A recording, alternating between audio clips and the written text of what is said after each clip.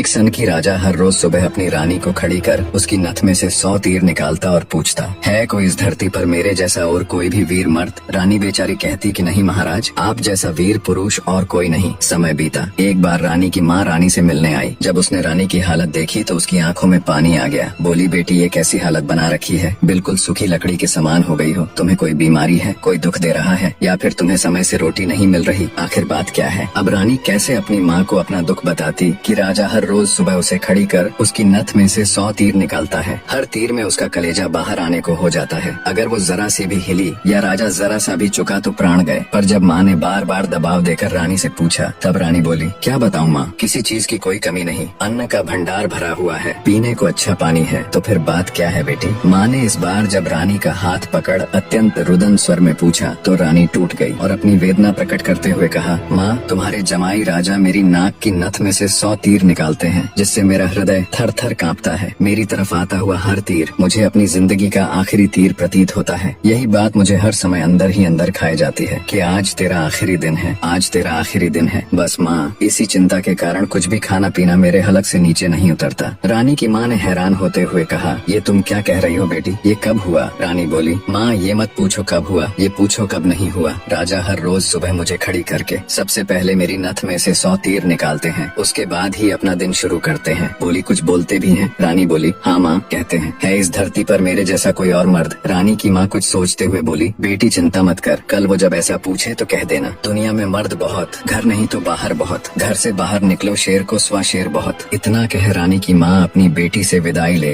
अपने घर चली गई। अब रानी को इंतजार था तो बस अगली सुबह का। राजा ने सोती हुई रानी को हाथ पकड़कर उठाया और कहा, रानी आ जाओ, समय हो गया। रानी ने सोचा, हे भगवान, बस आज और बच जाऊं, फिर तो जो माँ कहकर गई थी वो बोल दूंगी। और उठकर बाग में जाकर आंख बंद करके अपनी नथ पकड़कर खड़ी हो गई। राजा ने रोज की तरह एक के बाद एक 100 तीर रानी की नथ में से निकाले। तीर निकाल राजा बोला, बोल रानी, है दुनिया में मेरे जैसा कोई और शूरवीर मर्द? रानी हिम्मत जुटा बोली, महाराज दुनिया में शूरवीर मर्द बहुत, घर नहीं तो बाहर बहुत, आप बाहर निकल के देखो शेर को सवा शेर बहुत। राजा हैरान होते हुए बोला, ठीक है रानी, अगर यही बात है तो कुछ खाने का सामान दो, मैं जा रहा हूँ बाहर शूरवीर मर्द देखने, मैं भी तो देखूं है कोई मुझसे ज्यादा शूरवीर मर्द इस दुनिया में। थोड़ा बहुत खाने पीने का सामान ले राजा निकल पड़ा। चलते चलते एक कच्चे रास्ते पर हो लिया। थोड़ी दूर ही चला तो आगे देखा एक आदमी रास्ते के किनारे पर लेटा ऊपर की तरफ एकटक देख रहा है। राजा को बड़ा कौतूहल हुआ। ऊपर की तरफ देखा तो उसे सिवाय सूर्य की तेज किरणों के कुछ दिखाई नहीं दिया। गया जिज्ञासावश उसके पास और पूछा, क्यों भाई, ऊपर क्या देख रहे हो?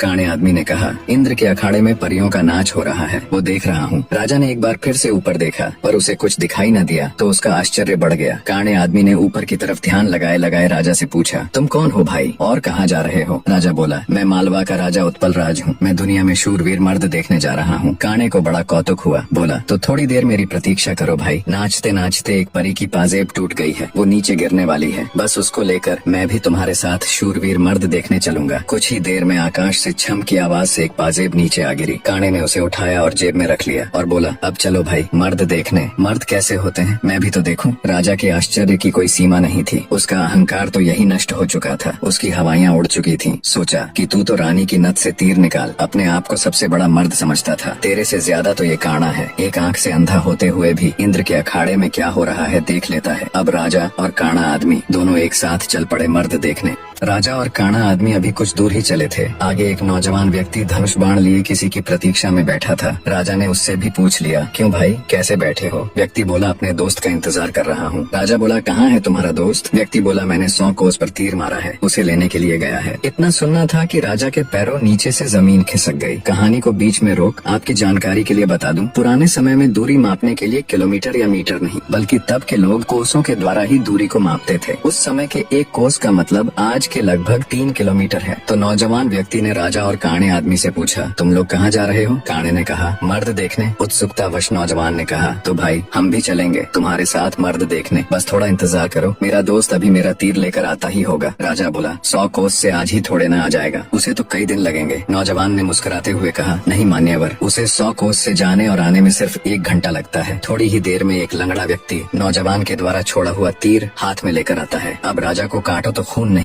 रानी की नथ में से तीर निकाल खुद को मर्द सूरमा समझने वाले राजा को अब एक से एक बड़े सूरमा टकरा रहे थे। वो जिस बिल में हाथ डाल रहा था वहीं से सांप फुफकारते हुए निकल रहे थे। एक काना आदमी जो एक आंख ना होते हुए भी इंद्र के अखाड़े में परियों का नाच देख रहा है। एक युवा पराक्रमी नौजवान 100 कोस तक तीर मार रहा है। एक अपाहिज लंगड़ा आदमी 100 कोस की दूरी सिर्फ 1 घंटे में नाप देता है। बोझिल कदमों के साथ राजा अब उन तीनों के साथ आगे चल पड़ता है। चलते चलते वे एक नगर में पहुँचे जहाँ एक राजा की लड़की का स्वयंवर चल रहा था। स्वयंवर की शर्त थी कि जो व्यक्ति 50 कोस से 2 घंटे में हंसता पान बोल सुपारी ला देगा उसी के साथ रानी का विवाह कर दिया जाएगा। चारों में से लंगड़ा ही इस काबिल था जो कोसों की दूरी मिनटों के हिसाब से तय कर सकता था। अंततः चारों की सलाह पर लंगड़ा व्यक्ति स्वयंवर की शर्त पूरी करने के लिए तैयार हो गया और शर्त अनुसार हंसता पान बोल सुपारी लाने के लिए चल पड़ा। रानी के स्वयंवर की शर्त अनुसार लंगड़ा व्यक्ति तेजी के साथ उस दिशा में बढ़ने लगा जहाँ हंसता पान बोल सुपारी का पेड़ था। अपनी दिव्य गति से थोड़े ही समय में वो उस पेड़ के पास जा पहुँचा। उसने सुपारी तोड़ी और अपनी जेब में डाल ली। सोचा अभी तो बहुत समय है, क्यों न थोड़ी देर सुस्ता लिया जाए। ये सोचकर वो उस पेड़ के नीचे सुस्ताने के लिए लेट गया। ठंडी हवा के झोंकों से जल्दी ही उसकी आंख लग गई। उधर तीनों की समय बीतने के साथ साथ चिंता बढ़ रही थी। 2 घंटे पूरे होने को आए थे, बस थोड़ा समय ही बचा था। नौजवान तीरंदाज ने कहा, इतना समय तो उसे कभी नहीं लगता, जरूर कुछ बात है। काने आदमी ने कहा, रुको मैं देखता हूँ। जब काने ने देखा तो वो पेड़ के नीचे सो रहा था और पेड़ से एक खूंखार जहरीला सांप उसे काटने के लिए उसकी तरफ बढ़ रहा था। जब ये बात उसने साथियों को बताई कि वो तो सो रहा है और एक जहरीला सांप उसकी तरफ बढ़ रहा है, तब तीरंदाज नौजवान ने काने से कहा, तुम मेरे तीर का निशाना सांप के फन पर लगाओ। काने ने कहा, हाँ ये ठीक है, निशाना लगाकर मैं हुंकारा भरूं तब तुम तीर छोड़ देना। काने ने तीर को सांप के फन की दिशा में लगाकर जैसे ही हूँ कहा, तीरंदाज ने तीर छोड़ दिया। तीर सीधा जाकर सांप के फन पर लगा और धड़ाक की आवाज के साथ सांप नीचे गिर गया। आवाज सुन लंगड़ा आदमी हड़बड़ाहट के साथ उठकर बैठ गया। देखा तो एक जहरीला सांप उसके पास मरा पड़ा है और उसके दोस्त का तीर सांप को लगा हुआ है। सारा माजरा समझते उसे देर न लगी। वो दिव्य गति से नगर की ओर दौड़ा। समय रहते वो हंसता पान बोल सुपारी लेकर राजमहल पहुंच गया। अब समस्या ये थी कि राजकुमारी पर असली हक किसका है। राजा अगर घर से मर्द देखने नहीं चलता तो ये सारा किस्सा ही शुरू नहीं होता। काना अगर अपनी दिव्य दृष्टि से देखकर लंगड़े व्यक्ति को सांप से नहीं बचाता तो राजकुमारी के स्वयंवर की शर्त कैसे पूरी होती। नौजवान तीरंदाज के पास 100 कोस तीर चलाने की क्षमता न होती तो भी उसके मित्र को सांप डस लेता और शर्त पूरी नहीं होती। लंगड़े व्यक्ति के पास दिव्य गति न होती तो भी राजकुमारी स्वयंवर की शर्त पूरी न होती।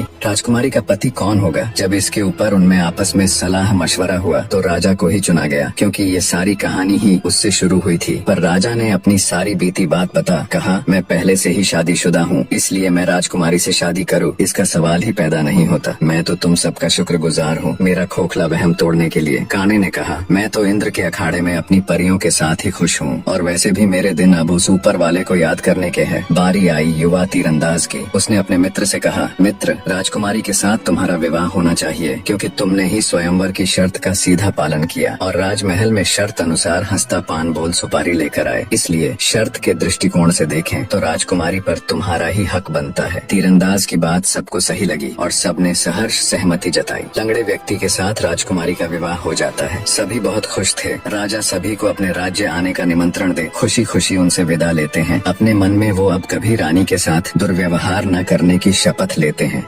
निष्कर्ष, वास्तविक वीरता केवल बाहरी शक्तियों में नहीं बल्कि आंतरिक विनम्रता, संयम और दूसरों की महत्ता को समझने में होती है। राजा उत्पल राज्य ने स्वयं को सबसे बड़ा शूरवीर माना और अपने अहंकार में अंधा हो गया था। वह अपनी रानी पर अत्याचार कर अपनी वीरता का प्रदर्शन करता था, परंतु वास्तव में वह अपने भीतर की हीन भावना और असुरक्षा को छिपा रहा था। अपनी यात्रा के दौरान राजा की ऐसे व्यक्तियों से मुलाकात होती है जिनकी क्षमताएं उससे कहीं अधिक होती हैं। उस एक आंख वाले व्यक्ति का दिव्य दृष्टि से इंद्र लोक का नृत्य देख पाना, उस युवा तीरंदाज का 100 कोस दूर तक तीर मारना और अपाहिज व्यक्ति का अद्वितीय वेग से दूरी तय करना, ये सभी घटनाएं राजा को यह समझाती हैं कि यह संसार अप्रतिम और असीम क्षमताओं का भंडार है। हर व्यक्ति में कुछ न कुछ विशिष्टता होती है और किसी को भी स्वयं से निम्न समझना उसके प्रति अन्याय है। अंततः सच्ची महानता और शक्ति आत्मनिरीक्षण, अपने अहंकार को त्यागने और हर व्यक्ति को उसकी श्रेष्ठता के साथ स्वीकार करने में है। अहंकार नष्ट करने से व्यक्ति का हृदय प्रेम, आदर और करुणा से भर जाता है, जो कि आध्यात्मिक उन्नति का मार्ग है।